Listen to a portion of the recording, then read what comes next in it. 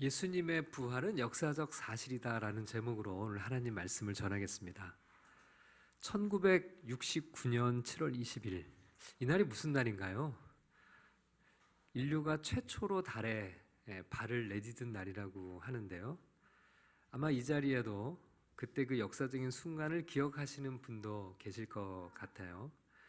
자, 이에 관해 그 설명한 글을 제가 조금 읽어보겠습니다. 우주선의 선장 닐 암스트롱은 달에 처음 발을 디디던 순간 이렇게 말했다. 이것은 한 사람에게는 작은 한 걸음일 뿐이지만 인류에게는 위대한 도전이다. 아폴로 11호가 달에 착륙한 것은 역사에 남을 만한 사건이었다. 영영 도달하지 못할 것만 같았던 미지의 공간에 다가간 것이다.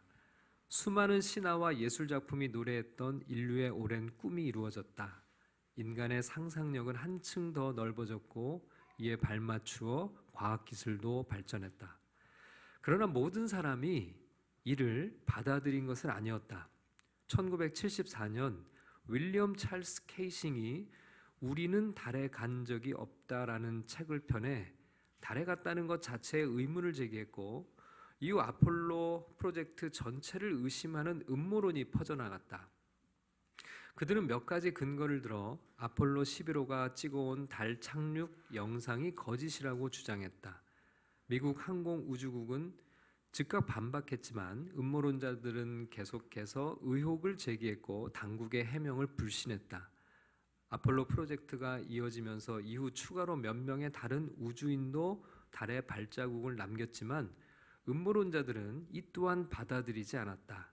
아마 음모론자들은 직접 우주선을 타고 발에 발을 딛지 않는 이상 아폴로 11호 사건을 인정할 수 없을 것이다. 이런 글이었어요.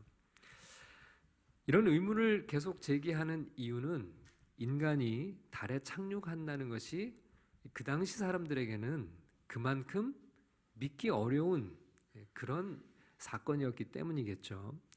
쉽게 일어날 수 있는 일을 의심하는 사람은 없을 거예요.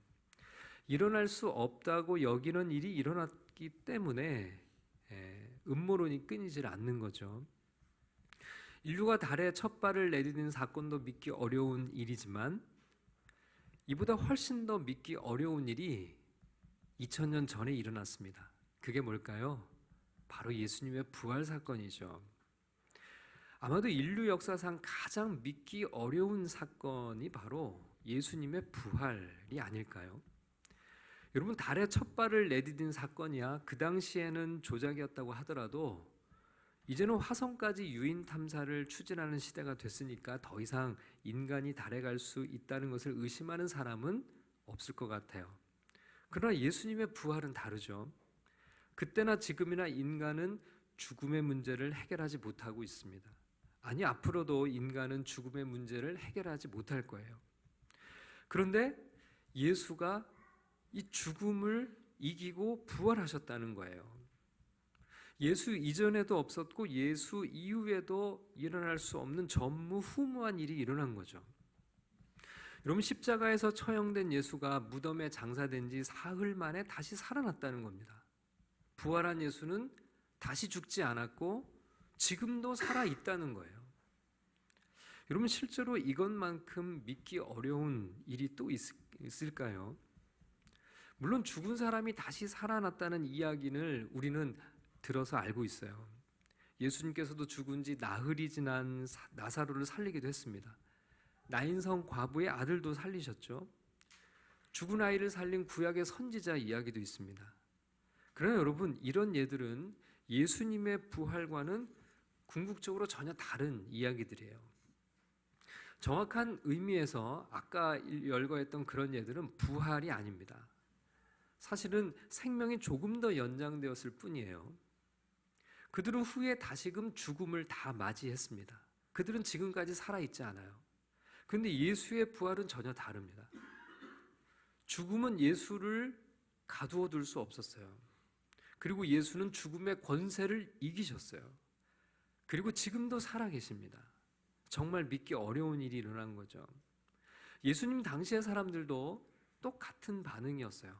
믿을 수 없다는 거예요. 심지어는 예수님의 제자들조차도 말입니다. 자, 오늘 본문 마가복음 16장 9절에서 11절까지의 말씀을 우리 다 같이 한번 읽어보겠습니다. 시작. 예수께서 안식 후 첫날 이른 아침에 살아나신 후 전에 7 귀신을 쫓아내어 주신 막달라 마리아에게 먼저 보이시니 마리아가 가서 예수와 함께하던 사람들이 슬퍼하며 울고 있는 중에 이 일을 알림해 그들은 예수께서 살아나셨다는 것과 마리아에게 보이셨다는 것을 듣고도 믿지 아니하니라. 여러분, 부활하신 예수를 처음 만난 사람이 막달라 마리아라고 기록이 되어 있죠. 이 마리아를 통해서 전해진 부활 소식에 대한 사람들의 반응, 첫 번째 반응이 뭐예요? 못 믿겠다는 거예요. 성경은 이 여성이 이전에 7 귀신에 들렸던 여자라고 부연 설명을 하고 있는데요. 사람들은 아마 이 여자가 너무 슬픈 나머지 헛것을 봤겠지, 아니면 저 여자가 옛날에도 귀신에 들려가지고 미쳐있더니 지금 또 미친 거 아니야? 이 정도로 여겼을지 모르겠어요. 아무튼 예수님의 부활 소식을 접한 사람들의 반응은 한결같았습니다. 못 믿겠다는 거였어요. 근데 여러분, 이것은 제자들의 믿음이 없는 것이 아니라 어찌 보면 지극히 당연한 반응입니다. 십자가에서 처참하게 죽은 예수를 그들은 다 봤어요. 근데 그 예수가 사흘 만에 저절로 다시 살아났다는 것을 누가 믿을 수 있겠습니까? 오늘날도 마찬가지죠. 많은 사람들은 예수의 부활이 지어낸 이야기라고 생각해요. 곰이 마늘과 쑥만 먹다가 사람이 되었다는 우리 단군 신화와 같은 그런 유대 신화로쯤으로 치부합니다. 믿을 수 없는 일이기 때문에 그런 거죠. 그러나 다른 한편에서는 예수님의 부활을 확신하고 예수님을 믿고 따르는 수많은 사람들이 있어요. 지난 2000년 동안 그래왔죠. 그리고 사실 여기 모인 우리들도 마찬가지입니다. 여러분, 예수가 부활하지 않았다면 우리는 여기 모여 있을 이유가 전혀 없어요. 여러분, 기독교 신앙은 바로 예수님의 부활에서 시작을 합니다. 고린도전서 15장 12절부터 14절까지를 함께 읽어보겠습니다. 시작. 그리스도께서 죽은 자 가운데서 다시 살아나셨다 전파하셨거늘 너희 중에 어떤 사람들은 어찌하여 죽은 자 가운데서 부활이 없다 하느냐. 만일 죽은 자의 부활이 없으면 그리스도도 다시 살아나지 못하셨으리라. 그리스도께서 만일 다시 살아나지 못하셨으면 우리가 전파하는 것도 헛것이요 또 너희 믿음도 헛것이며. 사도 바울은 예수님의 부활이 없었다면 우리의 믿음이 다 헛것이라고 말씀하고 있어요. 여러분, 부활은 우리 신앙의 출발입니다. 그럼 예수님의 부활을 정말 우리는 믿을 수 있는 것일까요? 예수님의 부활이 역사적 사실이라고 확신할 수 있는 이유가 있는 걸까요? 자, 오늘은 그 이유 몇 가지를 함께 살펴보고자 합니다. 말씀 속에 큰 은혜가 우리 모두에게 임하시기를 주님의 이름으로 축원합니다. 자, 예수님의 부활이 역사적 사실인 이유 첫 번째는 예수님의 빈 무덤이에요. 여러분, 십자가에서 처형된 예수님은 싸늘한 주검이 되어서 아리마대 요셉에 의해 무덤에 장사됐습니다. 오늘날의 요일로 따지면 금요일 오후에 사망 선고를 받았고요. 금요일 저녁부터 안식일이 시작되기 때문에 서둘러 유대 장례 절차에 따라 무덤에 안치됐어요. 예수님의 임종과 장례를 멀찍이 떨어져 지켜보던 몇몇의 여자들이 있었습니다. 자, 마가복음 15장 39절과 40절의 말씀을 함께 읽겠습니다. 예수를 향하여 섰던 백부장이 그렇게 숨지심을 보고 이르되 이 사람은 진실로 하나님의 아들이었도다 하더라. 멀리서 바라보는 여자들도 있었는데 그 중에 막달라 마리아와 또 작은 야고보와 요새 어머니 마리아와 또 살로메가 있었으니. 마가복음 15장 47절도 읽겠습니다. 막달라 마리아와 요새 어머니 마리아가 예수 둔 곳을 보더라. 자, 이들은요, 예수님의 죽음을 끝까지 지켜봤어요. 그리고 예수님이 어디에 장사되는지를 다 따라가 봤습니다. 이들은 금요일 저녁부터 시작되는 안식일 동안 움직일 수 없었기 때문에 기다렸어요. 그리고 안식일이 끝나는 토요일 저녁에 예수님의 시신의 발을 향료를 준비합니다. 그리고 밤이 되니까 이제 다음 날이 밝 때까지 기다렸어요. 그리고 향료를 가지고 갑니다. 자, 오늘 본문 말씀 마가복음 16장 1절의 말씀을 읽겠습니다. 시작. 안식일이 지남에 막달라 마리아와 야고보의 어머니 마리아와 또 살로메가 가서 예수께 바르기 위하여 향품을 사다 두었다가.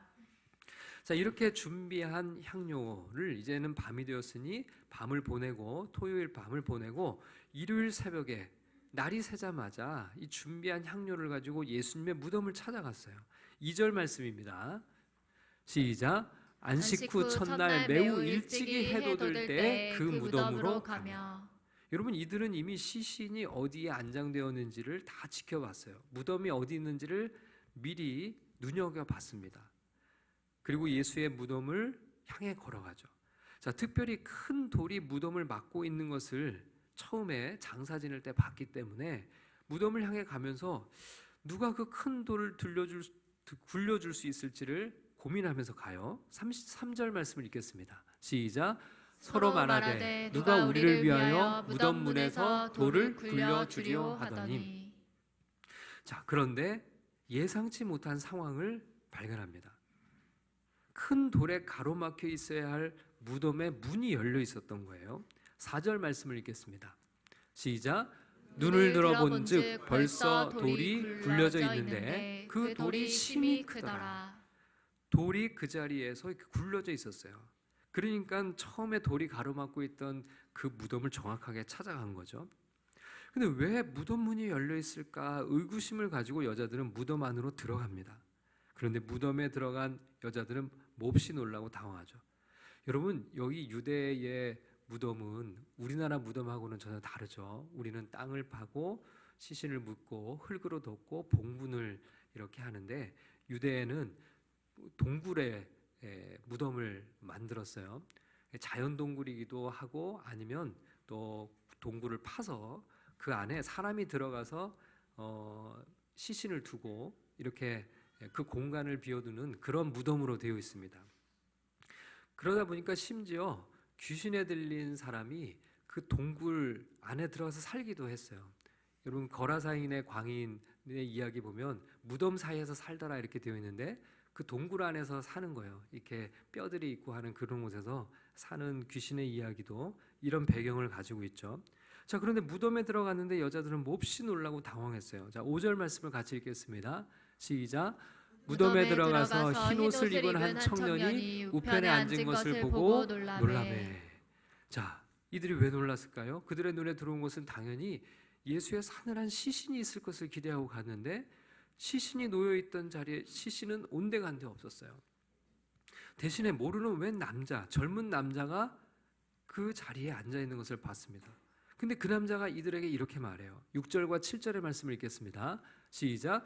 청년이 이르되 놀라지 말라. 너희가 십자가에 못 박히신 나사렛 예수를 찾는구나. 그가 살아나셨고 여기 계시지 아니하니라. 보라, 그를 두었던 곳이니라. 가서 그의 제자들과 베드로에게 이르기를 예수께서 너희보다 먼저 갈릴리로 가시나니 전에 너희에게 말씀하신 대로 너희가 거기서 배우리라 하라 하는지라. 흰 옷을 입은 젊은 남자는 분명 천사였을 거예요. 그 천사가 예수가 살아나셨다고 말합니다. 더 이상 이 무덤에 계시지 않다고 말해요. 그리고 안장했던 장소를 가리키죠. 예수의 시신을 보러 갔던 여성들은 이 상황에 너무 놀라고 당황하고 무서웠습니다. 이들은 예수님이 부활하셨을 것을 기대하고 간 게 아니었어요. 예수님이 시신으로 그 자리에 있을 것을 예상하고 갔던 이들이었습니다. 그런데 이들이 예수님의 시신은 보지 못하고 천사를 본 거죠.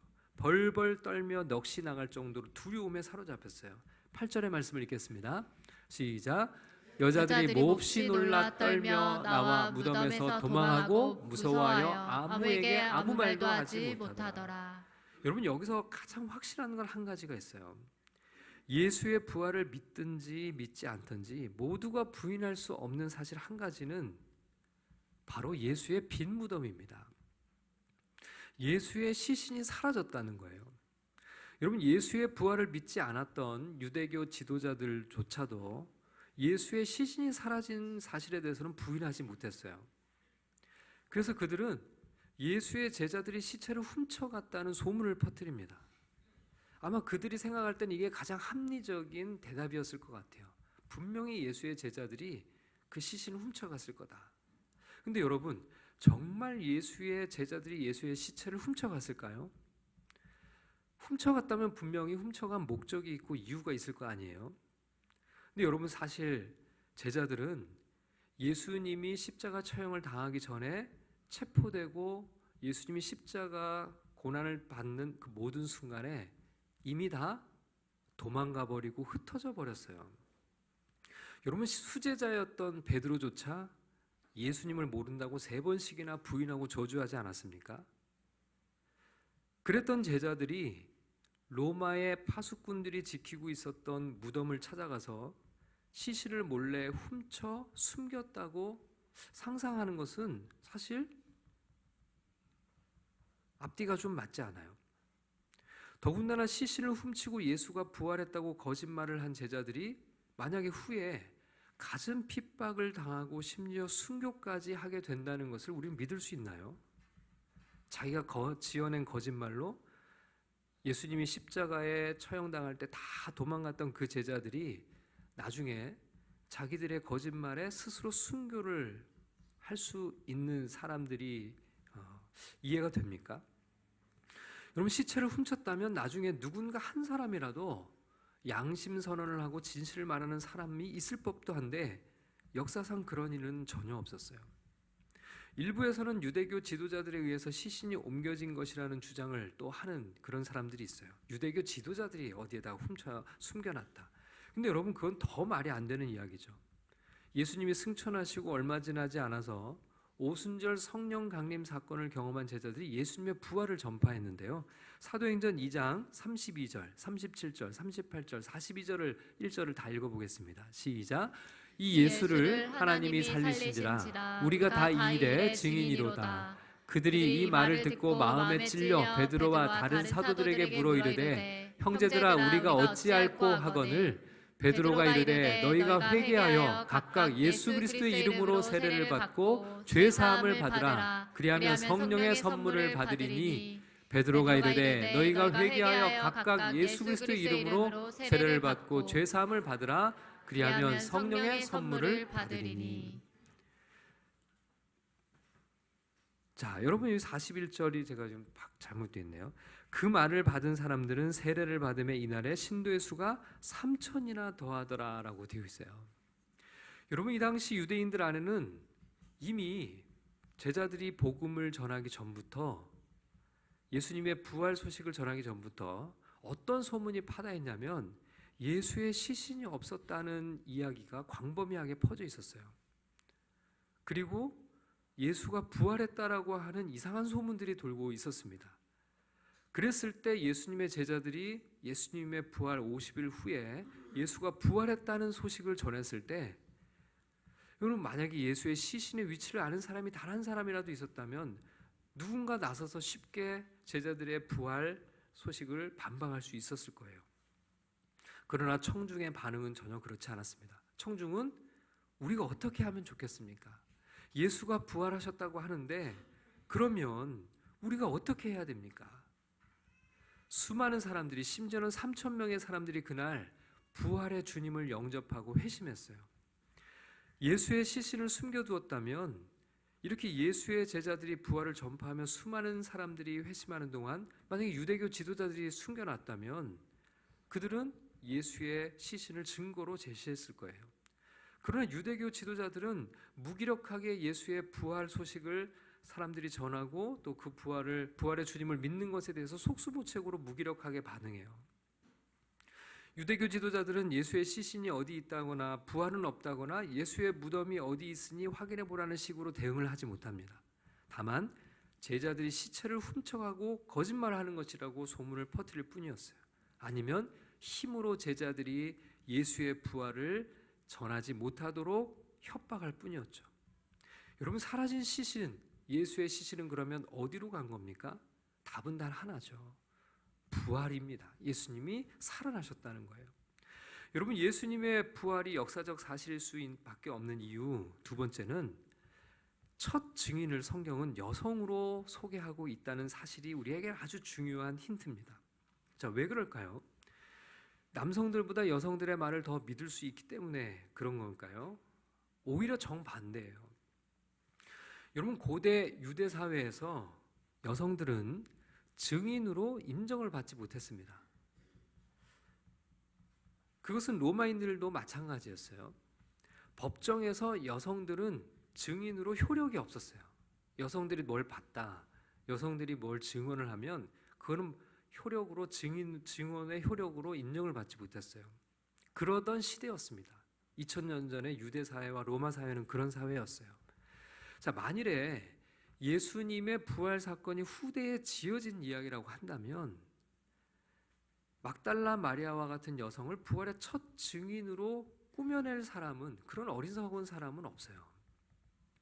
여러분, 성경은 사복음서 모두 부활의 첫 증인으로 막달라 마리아와 여성들이라고 증언하고 있습니다. 자, 그렇다면 왜 증인으로 인정받지도 못하는 여성들이 예수님의 빈 무덤을 확인하고 처음으로 부활하신 예수님을 목격했다고 성경은 기록하고 있는 걸까요? 이유는 단 하나예요. 실제로 그들이 첫 증인들이기 때문에 그렇습니다. 성경은 사실 그대로 증거하고 있는 거예요. 사람들이 좀 더 믿기 좋게 그럴듯한 베드로와 같은 여러 남성들을 증인으로 꾸미지 않았다는 거예요. 오히려 있는 그대로 첫 증인들을 여성들로 그대로 기록하고 있다는 겁니다. 후대에 만들어지거나 조작된 이야기라면 그 당시 증인으로 인정받지도 못하던 여성들을 첫 목격자로 내세울 이유가 전혀 없었어요. 더군다나 여러분, 막달라 마리아는 앞서서도 얘기했지만 전에 7 귀신 들렸다가 나은 여인으로 성경은 기록하잖아요. 더 믿기 어려운 이야기를 여기 또 왜 기록을 할까요? 일반적인 여성도 증인으로 인정받지 못하던 그런 시대인데 더군다나 귀신에 들렸다가 나은 여인을 첫 목격자로 그렇게 꾸며서 이야기를 만들어낼 사람은 없습니다. 성경이 이런 여성들을 부활의 첫 목격자로 기록하고 있는 이유는 단 하나예요. 바로 이 여성들이 실제로 부활의 첫 목격자이기 때문에 그렇습니다. 더군다나 여러분, 예수님의 부활은 신화로 이야기가 만들어지기에는 너무나 짧은 시간 동안에 급속도로 퍼져나가요. 여러분, 고린도전서 15장 3절부터 8절까지를 다 같이 읽어보겠습니다. 시작.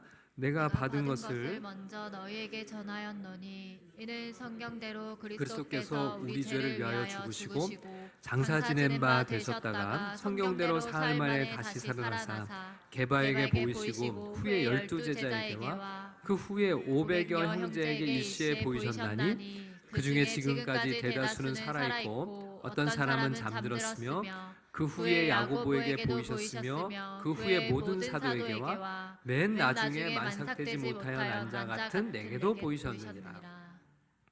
여러분, 사도 바울이 고린도전서를 기록했다는 것에 대해서는 어떤 신학적인 학자들 사이에서도 아무런 이견이 없어요. 그리고 기록 연대가 AD 52년에서 57년 사이로 알려져 있습니다. 여러분, 오늘 요 고린도전서 15장 3절에 보면 내가 받은 것을 먼저 너희에게 전하였노니 이는이라는 표현이 있는데요. 그러니까 지금 이 고린도전서라는 편지를 쓰기 이전에 이미 고린도 교인들에게 구두로 전하여 준 내용이 있다. 그걸 지금 상기시키면서 얘기를 하는 거예요. 그 내용이 뭔가 하면 그건 뭐냐면 내가 저번에 이 편지를 쓰기 전에 너희들에게 구두로 했던 이야기, 그게 뭐냐면 성경대로 그리스도께서 우리 죄를 위하여 죽으시고 장사 지낸 바 되셨다가 성경대로 사흘 만에 다시 살아나셨다는 것, 내가 그걸 지난번에 이야기하지 않았냐, 그렇게 얘기를 하고 있는 거예요. 여러분, 이 중요한 내용을 고린도 교회에 구두로 전한 때는 대략 AD 50년경이에요. 고린도 전서 편지를 쓴 때가 AD 52년에서 57년 사이고 이미 그 전에 구두로 미리 이야기를 했으니까 몇 년 전이죠. 그걸 계산을 해보면 대략 AD 50년경입니다. 여러분, 예수님의 부활이 있었던 것으로 전해지는 연대가 AD 30년경이에요. 그러니까 지금 예수님이 죽으신 지 불과 20년밖에 지나지 않은 시점인데도 불구하고 이미 이 부활 신앙이 초대교회 광범위하게 퍼져 있었어요. 여러분, 사도 바울은 AD 32년경에 다메섹으로 가는 길에서 부활하신 예수님을 만나고 회심을 했습니다. 그 뒤로 예수님의 부활에 관한 아주 중요한 내용을 예루살렘을 방문했을 때 예수님의 사도들로부터 직접 전해받아요. 그것이 대략 AD 35년경입니다. 그러니까 AD 35년경 예수님이 죽으신 지 5년 사이에 벌써 예루살렘 교회와 그리고 또 사도들 사이에서는 예수님의 부활이 가장 중요한 이슈였어요. 그러니 예수님의 부활 사건이 있은 지 수년 사이에 이미 부활은 그리스도인들에게 부인할 수 없는 역사적 사실로 이미 받아들여지고 있었고 그것을 전하고 있었어요. 더군다나 고린도전서 15장 6절을 보면 부활하신 예수를 목격한 500여 명의 형제 자매들 중에 대다수가 지금도 살아있다라고 얘기를 했죠. 20년 정도가 좀 지난 이 시점에 아직까지 많은 사람들이 예수님의 부활을 직접 목격했던 이들이 지금도 살아있다, 그렇게 얘기를 하고 있어요. 여러분, 예수님의 부활은 결코 후대에 만들어진 이야기일 수 없어요. 예수님은 예수님의 죽음 직후부터 지금까지 확고한 역사적 사실로 받아들여지고 있는 가장 분명한 진실이 바로 예수님의 부활 사건입니다. 여러분, 예수님의 부활의 역사적 사실을 인정할 수밖에 없는 이유 세 번째는 제자들의 변화죠. 여러분, 예수님의 체포와 동시에 제자들은 전부 도망가 버렸습니다. 제자들은 예수님의 부활을 전하는 여자들의 증언을 믿지 않았어요. 여러분, 10절과 11절 말씀을 다시 한번 읽어보겠습니다. 시작. 마리아가 가서 예수와 함께하던 사람들이 슬퍼하며 울고 있는 중에 이 일을 알림해 그들은 예수께서 살아나셨다는 것과 마리아에게 보이셨다는 것을 듣고도 믿지 아니하니라. 여러분, 제자들은 예수의 부활의 소식을 전하는 여자들의 증언을 듣고 믿지 않았다고 기록을 해요. 예수님 시대에는 수많은 메시아 운동들이 예수님 이전에 있었어요. 농민 비족 출신이었던 갈릴리의 유다, 양치기 출신이었던 아트롱게스, 한때 헤롯의 부하였던 시몬, 유대인의 왕이라 불렸던 시몬 바지오라, 암살단을 이끌었던 문하햄, 랍비 아키바를 포함해서 대다수 유대인이 진짜 메시아로 믿고 따랐던 바코후바라는 사람들이 있었어요. 여러분, 이들을 중심으로 일어났던 메시아 운동도 아주 큰 반향을 일으켰습니다. 심지어는 반역 운동이 일어나서 로마를 힘들게 하기도 했는데요. 그런데 이런 메시아 운동은 되게 비슷한 궤적을 그리면서 다 소멸됐어요. 한참 운동의 기세가 번져가다가도 지도자가 잡혀서 처형이 되고 나면 그 메시아 운동은 동력을 잃고 좀 사라져 버렸습니다. 그런데 이 예수의 메시아 운동은 전혀 달랐어요. 지도자의 처형 이후에 오히려 더욱더 강력하게 번져갔습니다. 도대체 무슨 일이 있었던 걸까요? 도대체 무엇으로 이것을 설명할 수 있을까요? 바로 예수님의 부활입니다. 예수님의 부활이 역사적 사실이 아니라면 이렇게 설명하기 어려운 일들이 너무 많이 있어요. 예수님의 죽음이 있은 지 불과 50여일 만에 제자들은, 예수님을 부인하고 도망갔던 그 제자들은 불과 예수님의 죽음 지 50일 만에 예수가 부활했고 그가 그리스도라고 담대하게 주장하기 시작했습니다. 예수는 부활 이후 40일간 제자들에게 자신을 나타내 보이셨죠. 그리고 하늘로 올라가시면서 약속한 성령을 기다리라고 하셨어요. 그리고 50일이 되던 오순절 날에 성령이 제자들에게 내려오신 후에 제자들은 본격적으로 사람들을 향해 너희가 죽인 예수를 하나님이 살리셨다고 부활을 전파하기 시작했습니다. 뿔뿔이 흩어졌던 제자들은 다시 모였어요. 그리고 교회가 시작이 됐습니다. 후에 제자들은 예수의 부활을 전파하다가 대부분 순교의 피를 흘리게 됩니다. 목이 베어 죽었고 십자가에 매달려 죽었습니다. 여러분, 예수님을 3번씩이나 모른다고 부인했던 베드로는 그랬던 내가 예수님처럼 죽을 자격이 없다며 스스로 자청해서 십자가에 거꾸로 매달려 순교했다고 전해져 오고 있죠. 예수의 생전에는 따르지도 않았던 예수의 동생 야고보. 여러분, 예수의 동생 야고보는 예수님이 돌아가실 때까지 예수님을 믿지 않았어요. 따르지 않았어요. 그랬던 그가 나중에 교회의 지도자가 되죠. 이걸 무엇으로 설명할 수 있냐는 거예요. 부활이 아니고서.